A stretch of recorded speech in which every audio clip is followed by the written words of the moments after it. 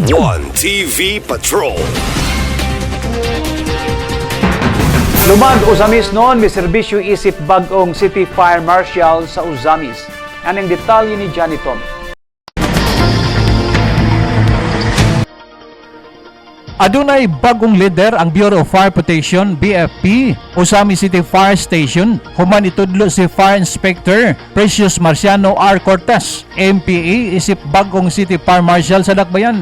Usa ka lumad nga Usamis nun si Fire Inspector Cortez. Nagtungha sa iyang high school sa La Salle University Usamis, samtang dito usab niya gitapos ang bahin sa iyang kolehiyo. Sa wala pa siya misulod sa Philippine National Police Academy PNPE, din nahisakop siya sa PNPE Batch 2024.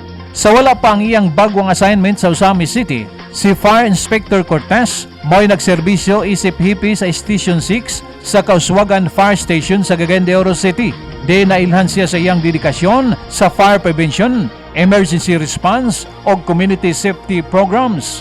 Pinagi sa iyang kasinatian og liderato, mas mapaligon pa ang mga programa sa BFP Usamis nga nagtumong sa pagpanalipod sa kinabuhi o kabtangan sa katawhan, batok sa sunog ug uban pang mga emerhensiya. Ang iyang paglingkod isip acting City Fire Marshal nagtimaan usab sa padayong paningkamot sa Bureau of Fire Protection sa paghatag og episyente, profesional o kasaligan nga serbisyo alang sa mga Usamisnon.